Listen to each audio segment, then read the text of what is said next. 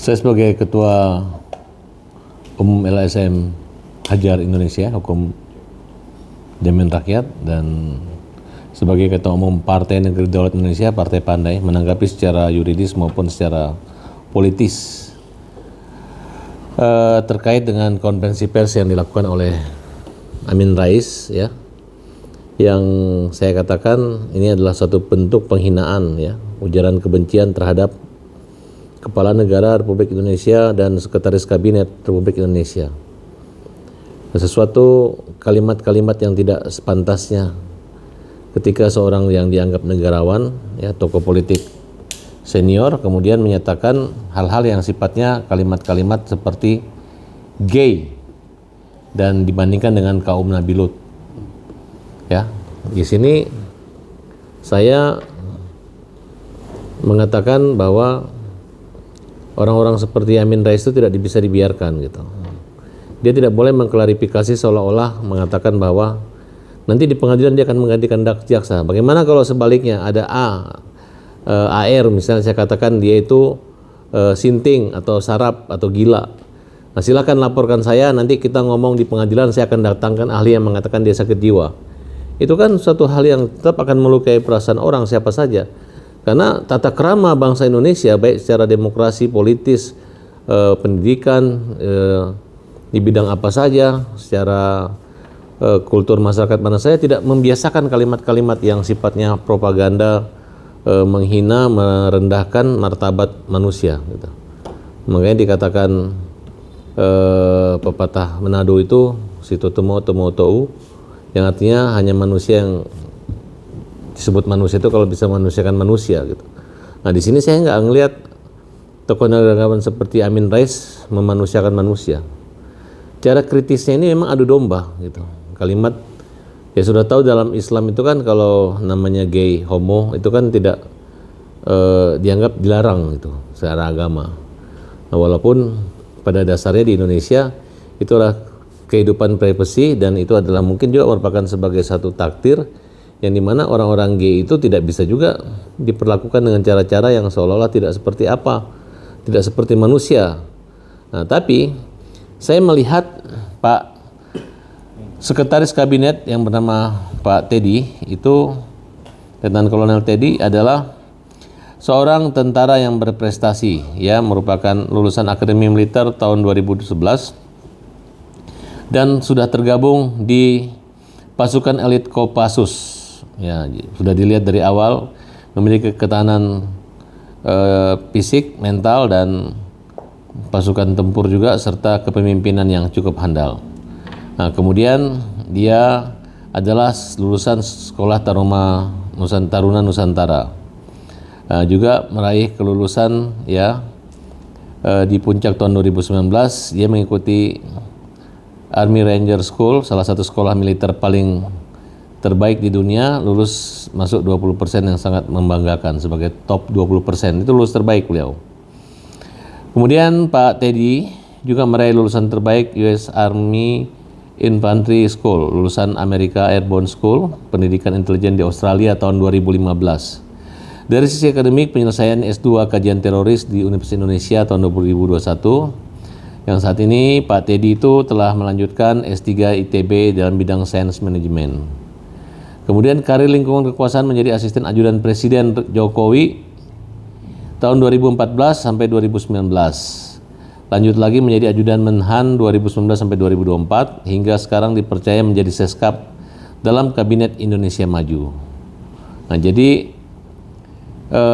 gaya kepemimpinan, kepopuleran, serta segala segudang prestasi yang dimiliki itu dilalui melalui jenjang tingkatan karir yang tidak gampang dan tidak mudah. Nah, kemudian dengan terujinya di proses yang sangat panjang ini, ya tidak ada kata lain untuk melemahkan atau meremehkan daripada Letnan Kolonel Teddy. Oleh karena itu, LSM Hajar Indonesia dan sebagai Ketua Umum Partai Negeri Daulat Indonesia, kami mensomasi, ya, saya bacakan somasinya. Pak Amin Rais Oke, kita mulai ya. Itu somasi sudah kita tayangkan 2 kali. Nah, yang kita akan laporkan di sini, kita nggak melaporkan Pak Presiden dihina ya, karena Pak Presiden juga harus melakukan hal itu, karena ini bahaya nih. Kalau sudah membawa ujaran kegaduhan dengan membawa agama dan kaum Nabi Lut, ini bisa mengakibatkan kerusuhan, kegaduhan di negara ini, baik yang pendukung maupun yang terhasut dengan bujukan hasutan tersebut. Sebagai organisasi yang diberi nama Hajar, Hukum Jamin Rakyat, ya, dengan visi misi yang jelas, kemudian lembaga Hajar adalah organisasi yang berasaskan Pancasila dan Undang-Undang 45, berperan aktif mewujudkan menegakkan keadilan bagi seluruh rakyat Indonesia serta dalam pembangunan, membela melindungi kepentingan hukum, mengadakan lembaga bantuan hukum, membela dan memberikan pelayanan hukum bagi yang mereka tidak mampu, membela kaum lemah, mengadakan pelatihan hukum dan seminar bergerak di bidang sosial dan kemanusiaan, dan seterusnya. Bahwa anggaran dasar organisasi LSM diberikan hak konstitusional untuk melakukan advokasi, memberikan perlindungan kepada lapisan masyarakat maupun pemerintah, untuk kami mempunyai legal standing kedudukan hukum, mengajukan permohonan pengaduan atas dugaan tindak pidana di masyarakat. Bahwa pada bulan April 2006 kami melihat video Amin Rais di akun TikTok Viral Intan yang menyampaikan tuduhan penghinaan, pencemaran nama baik terhadap Presiden Republik Indonesia dan Sekretaris Kabinet di muka umum di media sosial dengan tuduhan hubungan Prabowo dan Teddy sudah offside. Apa pasal? Nah, dua tokoh ini bukan akrab hanya hubungan kerja, yang satu presiden dan satu lainnya sekretaris negara, melainkan juga kelewatan akrab antar hubungan pribadi sesungguhnya. Saya ikut malu membicarakan kedua orang ini, kata Amin Rais. Ternyata Teddy adalah seorang gay, seperti kaum Nabi Lut pada zaman dulu, untuk menyukai atau cinta sesama lelaki. Bahkan Mbak Titi Prabowo sampai menyanyikan lagu berjudul Cinta Segitiga, Aku Tinggal Aku Demi Laki-Laki bernama Teddy. Nuansa gosip infotainment yang disampaikan oleh Amin Rais ini memperkeruh suasana saat ini, sehingga banyaknya laporan-laporan. Sudah ada yang hari ini di Barreskrim melaporkan kurang lebih 14 laporan. Nah, kemudian LSM Hajar Indonesia juga melaporkan, menurut keterangan dari perwira yang jaga, untuk sementara kita di hold dulu kasusnya Pak Teddy, karena mereka komunikasi ke Pak Teddy ya, dan sekretaris negara ya, karena saya melihat dapat informasi dari para pendukung Pak Prabowo dan Gibran bahwa Pak Teddy tidak akan terpengaruh dengan kasus gosip murahan ini gitu. Sehingga lebih memilih untuk tidak membuat laporan gitu, hanya untuk memancing, dan ini memang dijadikan sebagai ajang politik untuk memperburuk citra daripada kepemimpinan pemerintahan saat ini. Atas saran dari Pak Presiden juga menyatakan itu tidak benar gitu, kecuali ada perbuatan yang tidak senonoh yang tertangkap tangan. Kalau hanya seperti itu hanya kedekatan, karena di Indonesia ini tidak ada ajudan presiden perempuan. Ajudan presiden itu semua laki-laki. Jadi kalau hanya kedekatan, mengambilkan air minum, kemudian memegang tangan atau dekat, itu bukan berarti ada hubungan sejenis atau hubungan sama-sama, itu nggak bisa ya. Itu orang-orang yang semua momennya pasti ada Mas Teddy, karena Mas Teddy memang pernah jadi ajudan Pak Prabowo selama 5 tahun dan 2 tahun belakangan ini. Jadi saya katakan juga bahwa Pak Teddy harus klarifikasi, karena dulu saya pernah menganggap klarifikasi itu sebagai hal yang biasa. Waktu saya digosipin dan diramalkan oleh Mama Loren, seorang dukun, dia mengatakan bahwa saya pernah menikah beberapa kali dan untuk mencari kekayaan, mengejar kekayaan ilmu pesugihan gitu. Saya tidak menanggapi, karena saya pikir ngapain menanggapi omongan dukun. Kemudian setelah itu nggak lama kemudian meninggal Mama Loren. Nah, saya pikir dengan meninggal Mama Loren sudah selesai gosip atau ramalan yang dibuat. Ternyata Sampai hari ini masih berkelanjutan, masih banyak yang bertanya apakah benar gosip tersebut. Ini karena saya tidak mengklarifikasi. Saya ada komunikasi dengan Pak Teddy. Saya menyampaikan hal tersebut perlunya klarifikasi. Bahkan perlunya membuat laporan polisi terhadap Pak Amin Rais. Nah, memang dalam pasal pencemarannya perlu atau hanya yang dirugikan yang bisa membuat laporan polisi. Tapi kalau Pak Teddy memberi surat tugas kepada LSM Hajar, itu pun bisa, tidak harus Pak Teddy datang. Nah, karena siapapun ya mungkin yang memberi kuasa dan memang bisa dianalisa seperti itu oleh kepolisian memenuhi unsur daripada pasal-pasal tersebut. Nah, bagi saya mereka adalah orang-orang yang luar biasa, bukan seperti masyarakat biasanya. Karena kalau Pak Teddy ini terganggu karena dia memiliki kepentingan keahlian dan sangat diandalkan untuk mendampingi Pak Prabowo sebagai sekretaris kabinet yang mengkoordinasi semua kementerian. Nah, sehingga memang orang paling dekat saat ini adalah Pak Teddy. Nah, dihantam isu seperti ini dan dengan kalimat-kalimat dari kakek sakti kita Amin Rais yang sudah uzur ini, ya ini bisa mempengaruhi dan seolah-olah hal itu bisa jadi benar kalau tidak diklarifikasi. Oke, oleh karena itu kami barisan terdepan, pengawal, pembela pemerintah ya yang positif berada di barisan terdepan untuk menghajar, menghukum jamin rakyat orang-orang yang menyerang maupun mengkritik secara tidak manusia pemerintah. Kritik boleh-boleh saja, tapi bukan berarti fitnah ataupun propaganda negatif penyerusakan citra terhadap tokoh-tokoh besar ini.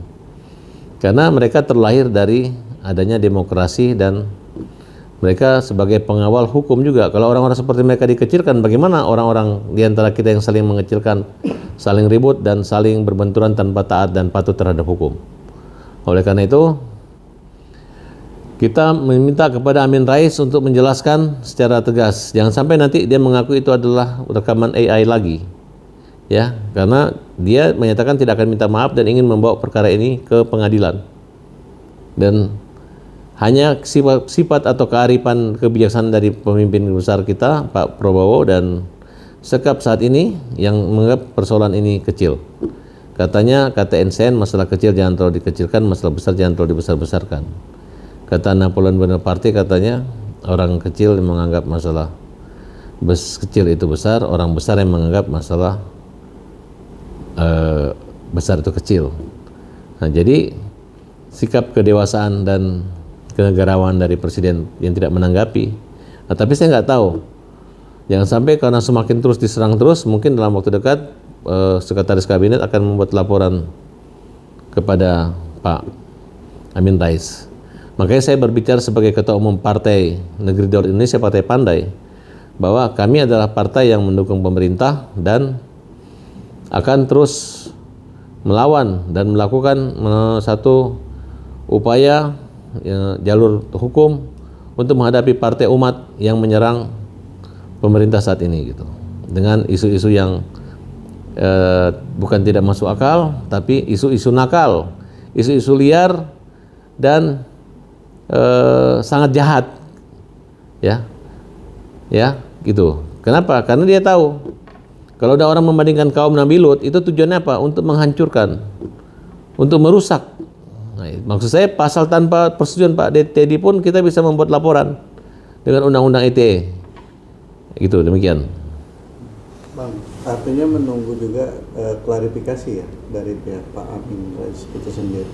Ya, kalau dia klarifikasi dan dia minta maaf, ya mungkin selesai. Walaupun saat ini saya ada bocoran buat kalian semua. Dari 14 hari yang melaporkan hari ini, baik bentuk pengaduan, itu mereka konfirmasi dulu kepada korban. Apakah benar Pak Teddy membuat laporan, memberi surat kuasa, dan dikatakan oleh polisi yang menerima laporan itu, bahwa Pak Teddy mengatakan hold dulu. Kita lihat perkembangan. Karena Pak Prabowo berpesan supaya nggak usahlah. Masalah hukum ini kan menyangkut etika dan menyangkut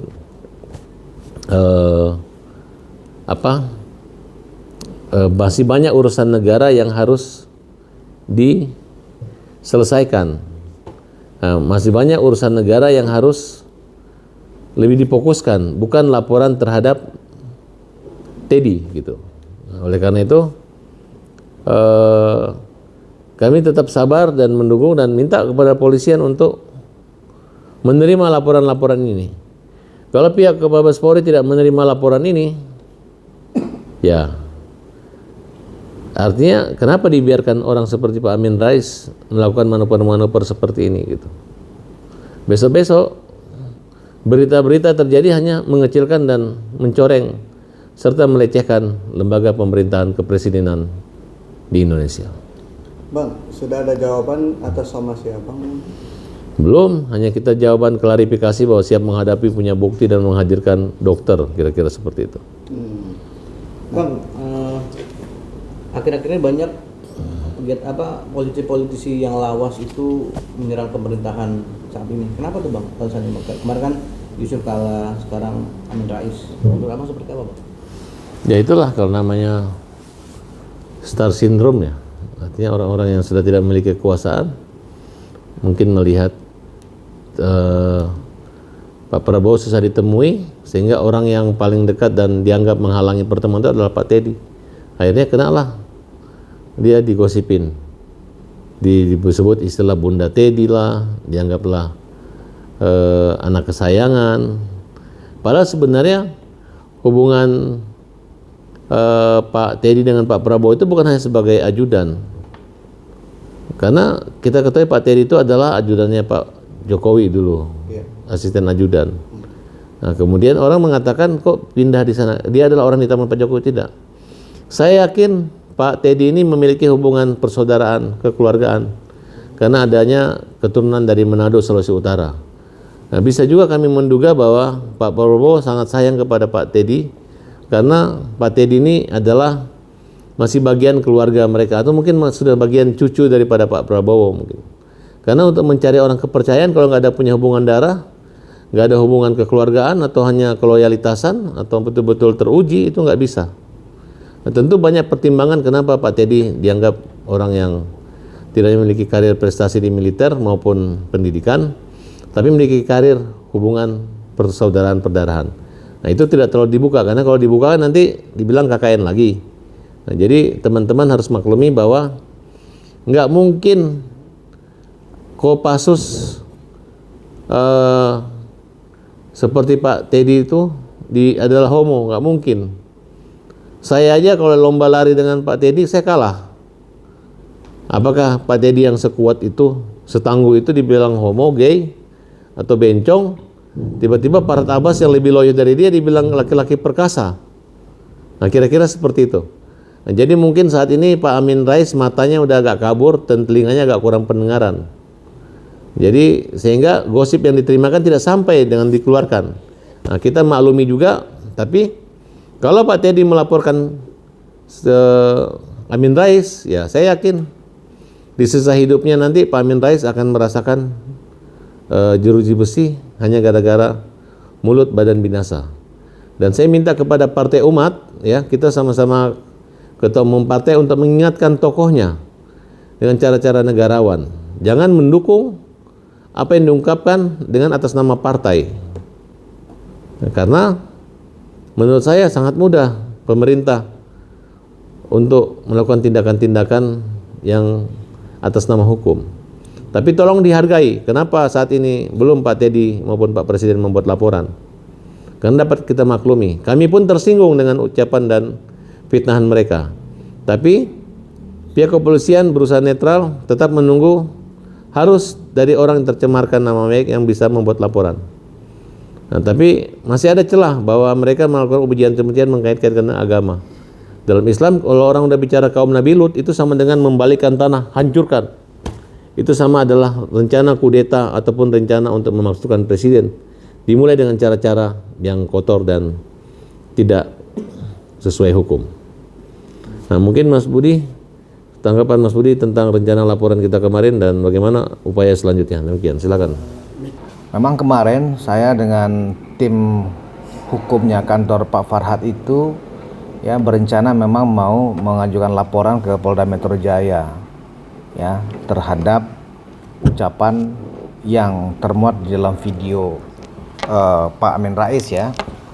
Kami sudah konsultasi dan kita sudah bersiap-siap itu sebenarnya.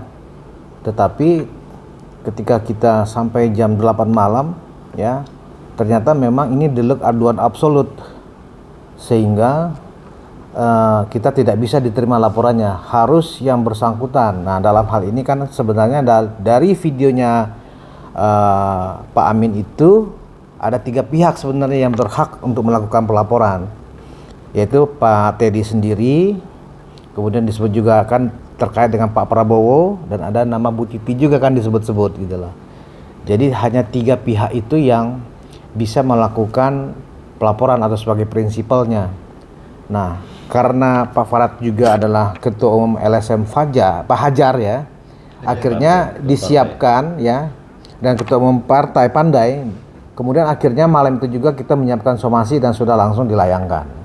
Tujuan dari somasi yang dilakukan kemarin itu adalah ya, untuk meminta Pak Amin Rais ya segera membuat klarifikasi apa tujuan dan maksud dengan menyampaikan bahwa ada kutipan yang saya pikir itu sangat tendensius, bahwa dalam penglihatannya, nah penglihatannya Amin Rais itu apakah penglihatan karena dia benar melihat sendiri, atau dia melihat video atau foto yang terkait dengan tudingannya itu ya, atau dia hanya mendengar cerita dari orang per orang ya, yang dia tidak punya validasinya, sehingga dia harus bisa menjelaskan apa yang dia maksud adanya hubungan interpersonal antara Pak Presiden dengan Pak Seskap Teddy Indrawijaya yang menurut dia sudah tidak wajar alias offside.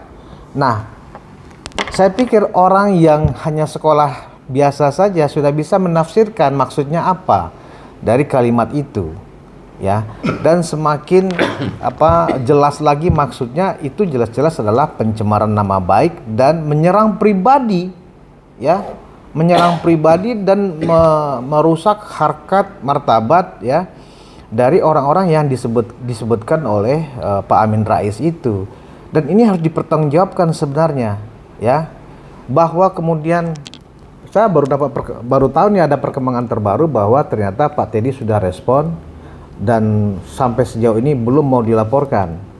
Saya hari ini sudah membuat 2 konten ya terkait ini. Justru yang saya sampaikan adalah segera Pak Teddy Indrawijaya ya membuat laporan polisi, karena mungkin ya orang-orang yang tidak berkutat di warganet ya, itu kemudian sebagai militansi Prabowo Gibran ya, mungkin mereka bertarung saat ini karena gosip, meme, cerita, dongeng, kartun tentang hubungan antara Pak Prabowo dan Pak Teddy ini, gara-gara cerita Pak Amin Rais ini ya, semakin menjurus ke hal-hal yang sangat tidak pantas ya untuk ukuran masyarakat kita sebagai orang timur. Nah, kalau itu kemudian dianggap itu AI segala macam ya kan. Nah, kalau kemudian ini tidak di stop dengan laporan Pak Teddy, ini saya pikir kegaduhan akan semakin serius lagi ke depannya ya. Coba kita bayangkan, kita besok misalnya bangun pagi, terus kita lihat akun TikTok kita lihat YouTube kita lihat Facebook kita lihat Instagram kita, ceritanya berkisar tentang meme-meme ya, tudingan yang dimasukkan oleh Pak Amin Rais. Kami ya, saya sebagai pendukung Prabowo Gibran 2 periode ya, merasa ini adalah suatu penghinaan ya, walaupun itu bukan Pak Amin Rais yang melakukannya, tetapi kan ini kan reaksi ya dari kubunya Amin Rais ya. Kubu Amin Rais kita bisa sebut saja bahwa ini kubu orang kalah, dan ini kesempatan dan materi yang sangat seksi ya untuk mendowngrade ya citra ya dan integritas orang yang kita dukung selama ini. Ini jelas-jelas ya tidak bisa didiamkan. Makanya saya memohon sebenarnya kepada Pak Seskap khususnya ya, agar segera ya membuat laporan polisi. Pak Amin Rais harus bisa menjelaskan, sebab manakala ketika di persidangan atau di dalam pemeriksaan nanti dia tidak bisa menunjukkan bukti-bukti dari ucapannya itu ya, semestinya juga Pak Teddy bisa melaporkan balik. Dan ini jelas-jelas udah pasti Pak Amin harus menghabiskan usianya di penjara. Nah karena itu sebenarnya somasi dari Hajar ini adalah penting untuk diperhatikan oleh Pak Amin. Tolong dijelaskan, diklarifikasi sehingga satu, Pak Teddy, Pak Prabowo ya kan, yang dikait-kaitkan dengan punya hubungan interpersonal sampai ada kata-kata gay lah segala macam. Masyarakat kita itu masih terlalu agak tidak suka mendengar kata-kata itu di ruang publik karena itu benar-benar private gitu loh. Nah tiba-tiba Pak Amin Rais dengan mudahnya, dengan entengnya ya, selevel presiden anggaplah dibecandain dengan seperti itu, bagian itu penghinaan. Ya, penghinaan itu kepala negara loh. Ya kan? Kepala pemerintahan kita. Apa dasarnya Amin Rais menuding seperti itu? Di dalam aturan di TNI setahu saya, ya, para prajurit TNI itu dilarang keras memiliki perilaku seksual yang menyimpang seperti itu. Sanksinya adalah PTDH dan pidana militer. Jadi nggak main-main. Sementara Teddy ini adalah salah seorang lulusan terbaik, ya, dengan segala prestasinya. Nggak mungkin seorang Teddy Indarwija nggak tahu aturan itu. Dan saya juga nggak masuk akal, ya, kalau selama Teddy mendaftar sebagai taruna, ya, kemudian mengikuti akademi sampai lulus menjadi letnan 2 di Magelang sana, tidak mungkin kalau memang dia itu ada bakat gay atau menyukai sesama jenis itu tidak akan kelihatan oleh psikolognya. Itu pasti akan kelihatan. Kemudian juga dalam perilaku sehari-hari, kan ada senior yang ngawasin juga. Tah buktinya baik-baik aja. Sampai kemudian Pak Teddy ini berkarir di dunia militer dan bahkan lulus sebagai salah satu anggota pasukan elit kita, Kopassus. Itu kan nggak sembarangan gitu loh. Jadi Pak Amin Rais, please deh, tolong deh Pak, ya, segera berikan klarifikasi. Jangan menunggu, ya, Pak Teddy benar-benar melaporkan. Karena tujuannya adalah, kalau Pak Amin merasa tujuannya baik, ya, tujuannya baik nih, nggak usah bikin video Pak. Bapak punya bukti, entah itu video, entah itu foto, ya kan?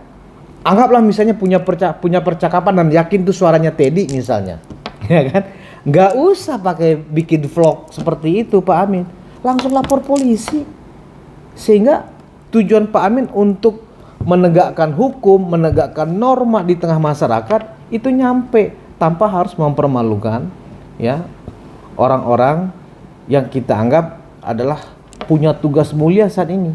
Mengurus rakyat dalam kabinet itu tugas mulia Pak Amin. Itu loh. Itu aja tambahan saya Pak Farhad. Jadi intinya memang kita menghargai sikap Pak Seskap untuk belum melaporkan Pak Amin Rais, tetapi saya sebagai militansi Prabowo Gibran, ya, merasa jika ini semakin diperlama untuk tidak dilaporkan, ya, polemik, candaan, olok-olok, ya, yang akan kita lihat di sosial media akan semakin membuat kita marah, ya. Kubu sana pasti tertawa pasti ketika melihat meme-meme yang melihatkan, ya, bagaimana sih hubungan sesama jenis itu, ya kan, dan kita pasti akan sakit hati, ya, dan akhirnya kemudian terjadi konflik atau gesekan antar pihak. Sekian Pak, terima kasih.